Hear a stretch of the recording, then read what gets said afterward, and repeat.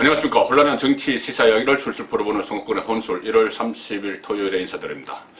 오늘은 정가 뒷담화 시간입니다. 매주 주말에 한 주 동안 있었던 여의도 정가에서 나왔던 이야기들, 그 중에서 가장 핵심적인 부분을 하나 추려서 집중 분석을 해드리는 그런 시간입니다.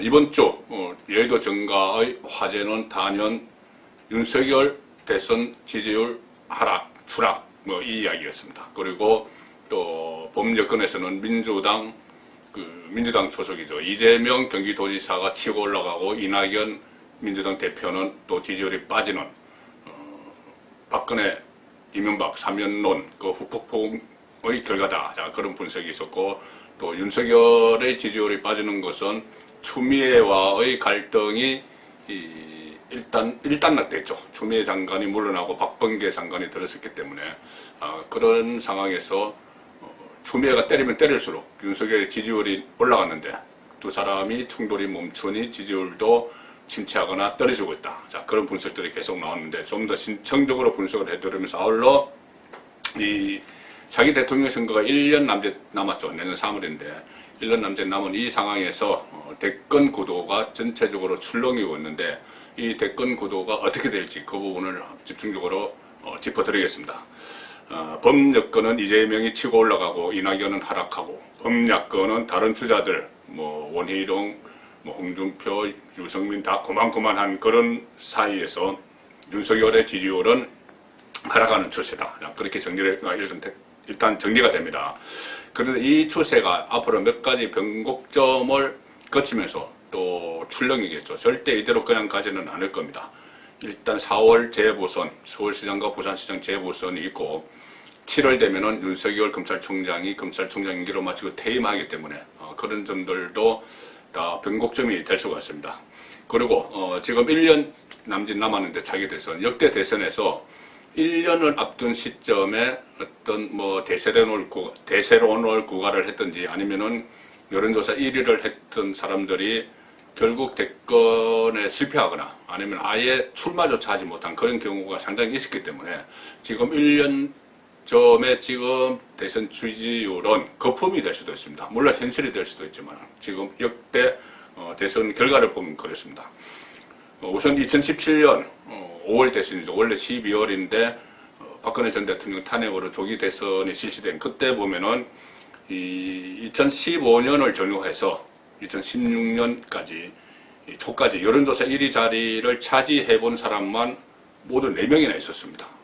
김무성, 박원순, 안철수 그리고 탄핵 국면에서 문재인 이렇게 굳어졌는데 김무성, 박원순 대권 출마도 못했죠. 안철수 대표는 출마까지는 했지만 결국 문재인으로 굳혀졌고, 그 5년 전이죠. 2012년 대선 때를 보면은 그때는 박근혜 박근혜 대통령이 당선됐는데 1년 전에도 대세론이 있었습니다. 그리고 2007년에도 이명박 박근혜 엎치락뒤치락 하다가 결국 이명박이 됐죠. 자, 그런데 그 앞에 2002년을 보면은 기억하시겠지만 이해창 대세론이 거의 선거 기간 내내 그 전부터 거의 4년 이상을 계속 이해창 대세론이 장기간 유지가 됐는데 결국은 노무현 돌풍에 끄켜버렸죠. 그래서 대통령이 되지 못했습니다.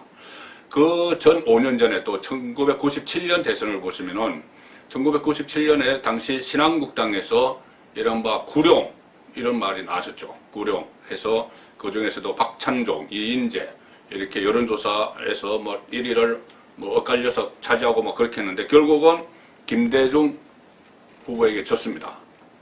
자, 1위를 했던 이런 사람들 말고 1위를 하거나 또 근접을 해본 1위에 근접해본 그런 사람들도 상당히 많이 있습니다. 과거에 고건, 반기문 이런 사람들도 있고 이번에 한교안 전 대표 같은 경우는 총선 전에 4.15 총선 전에 9개월 전이죠. 4.15 총선 전에 야권 주자 지지율 1위를 했는데 지금은 거의 나오지도 않습니다. 지지율 조사에서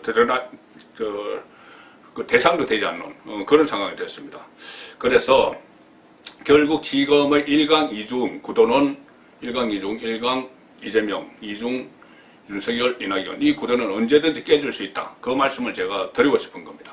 그리고 또 지금은 또 너무 많은 변곡점들이 앞에 기다리고 있기 때문에 지금 지지율이 아무 의미가 없어질 수 있다. 그럴 가능성이 높다는 겁니다. 1차 고비 4월 보선, 2차 변수 7월 윤석열 퇴임 이랬습니다. 자, 우선 본 여건을 먼저 살펴보면은 이재명이나 이낙연 둘 중 하나가 대통령이 된다. 혹은 뭐 정세균. 저는 그렇게 보지 않습니다. 이재명은 친문 진영에서 이 상태로 그냥 두지 않을 겁니다.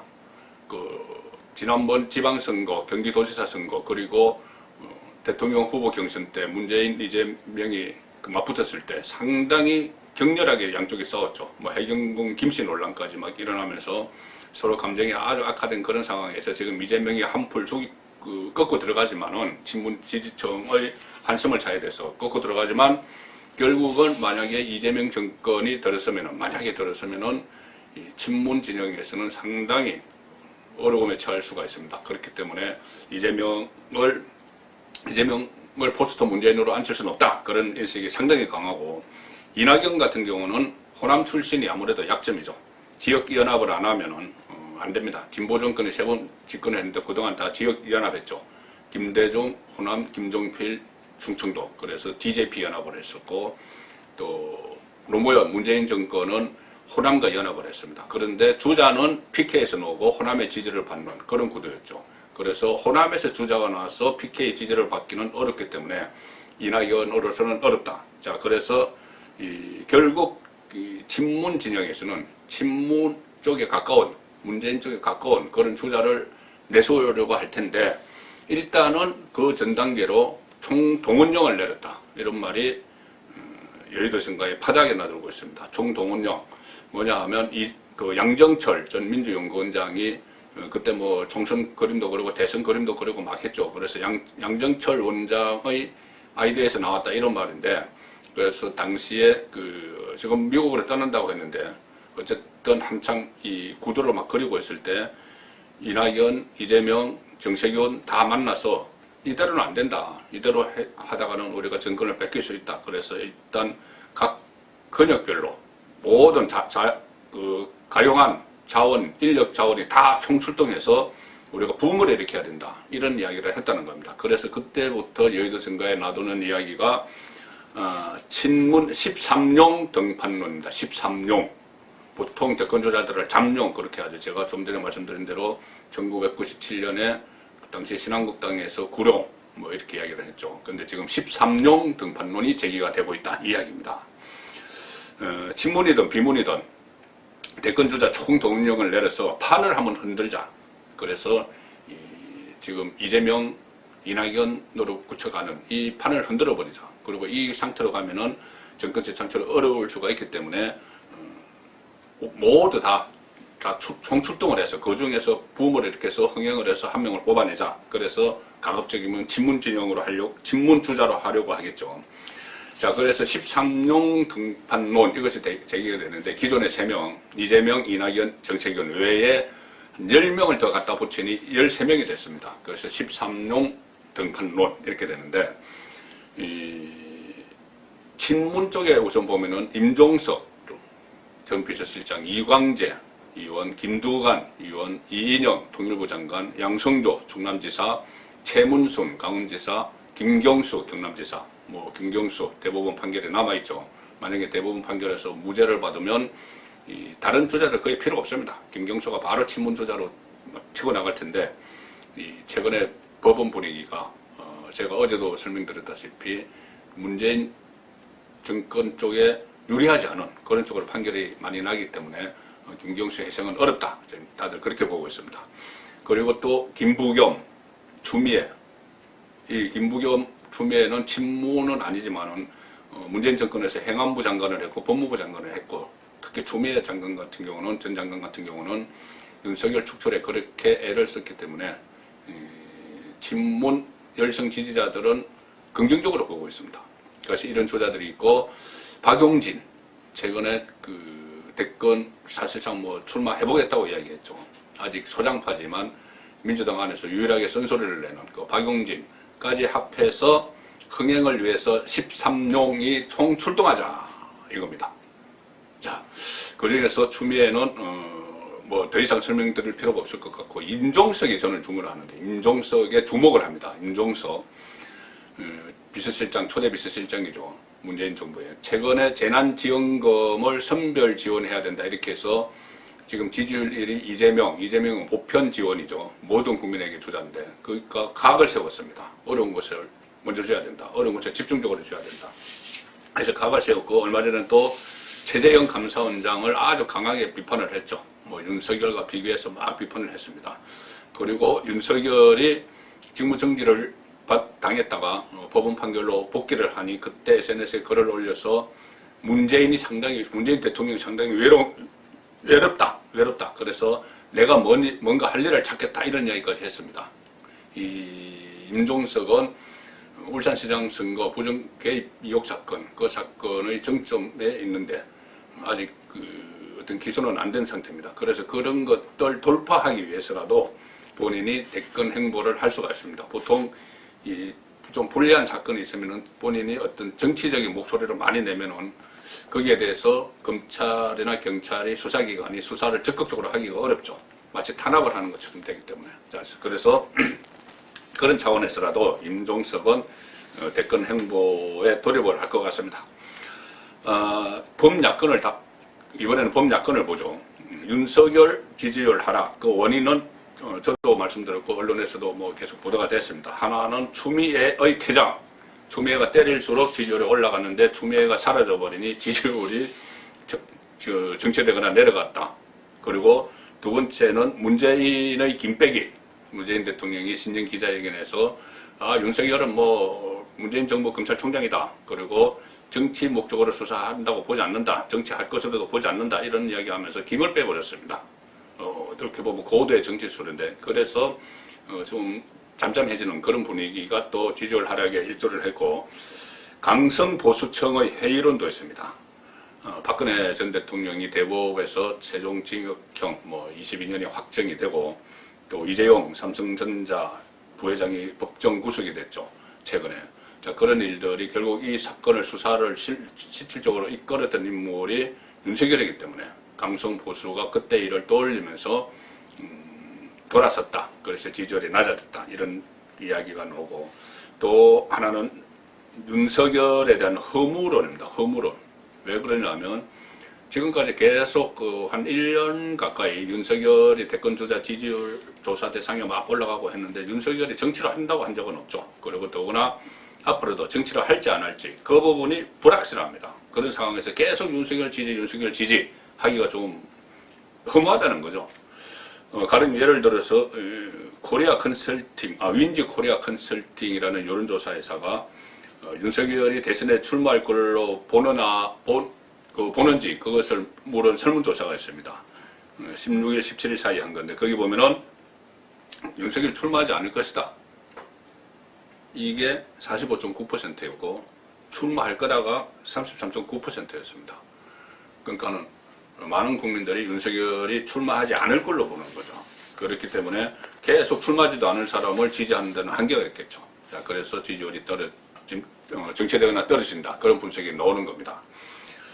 그래서 앞으로는 또 그렇다면 어떤 변수가 있겠느냐. 그것도 제가 간략하게 한 3가지만 짚어드리면은 이 박범계와 윤석열의 관계 설정이죠. 박범계가 지금 살아있는 권력 수사 다시 돌입한 올성문전 사건 같은 것 돌입한 윤석열의 수사를 방해하기 위해서 추미애가 썼던 방법들 인사를 해서 막 다 수사팀을 해체시켜버리거나 또는 감찰권, 윤석열을 감찰을 하거나 수사지휘권, 윤석열의 수사지휘권 아예 박탈하는 이런 방법들을 또 쓰면은 양쪽이 윤석열, 추미애 갈등에 이어서 윤석열, 박범계 충돌이 일어나면은 또 모릅니다. 또다시 윤석열의 지지율이 역설적으로 올라갈 수도 있다. 그런 이야기가 있고, 이 재보선 결과, 저는 이것이 가장 큰 변수라고 보는데, 4월 재보선 결과, 만약에 야권이 서울시장, 부산시장 선거에서 다 승리를 하면은, 야권이 상당히 활력을 찾겠죠. 활력을 찾으면은 그때까지 아직 검찰총장으로 있는 윤석열에 대한 필요성이 상당히 낮아집니다. 대신에 그동안 안에 그 내부의 자기 주자들, 뭐 원희룡이든지 유승민이든지 홍준표든지 이렇게 막 부상을 할 가능성이 있습니다. 그리고 제3의 인물이 또 지금 국민의힘이 상당히 이렇게 업이 되면 붐업이 되고 선거에 이겨서 막 지지율이 높아지고 하면은 제3의 또 밖에 있던 사람들이 대권 주자로 편입될 수가 있죠. 그렇게 되면은 윤석열은 상당히 존재감이 희미해집니다. 반면에 야권이 지면 국민의힘은 거의 해체 수순으로 들어갈 수밖에 없죠. 선거 지금 뭐 5연패, 6연패 하고 어떻게 계속합니까? 해체 수순으로 들어가면은 이 범야권 보수 쪽에서 해체 모의를 할 텐데 해체 모의를 하는 그 과정에서 7월 달에 윤석열이 퇴임을 해서 야인이 되면은, 그래서 만약에 정치를 한다면은 윤석열을 중심으로 새로운 이 텐트가 쳐질 수가 있습니다. 그러면 윤석열이 상당히 또 유력한 자기 범야권의 대권 주자가 될 수도 있죠. 자, 그런데 이 모든 것의 전제는 윤석열이 정치를 할 거냐 말 거냐 여기에 달려 있습니다. 지금은 뭐 지지율이 좀 하락하지만 윤석열이 만약에 7월 달에 퇴임하면서 정치 선언을 하면은 단번에 확 올라갈 수도 있습니다. 자, 그런 상황은 윤석열이 정치하느냐 안 하느냐 이것은 범야권의 대권 구도뿐이 아니고 범여권의 대응 전략, 그 범여권의 대권 구도에까지 다 영향을 미칩니다. 그래서 결국은 대선판이 더 크게 흔들리기 때문에 윤석열의 그 정치 여부에 따라서 지금 가장 중요한 것은 4월 재보선 결과도 있지만은 그 또 다른 변수로는 윤석열이 과연 정치를 할 것인지 말 것인지 그 문제겠죠. 이것은 조금 더 상황을 지켜봐야 될 문제인 것 같습니다. 송국근의 혼술이었습니다.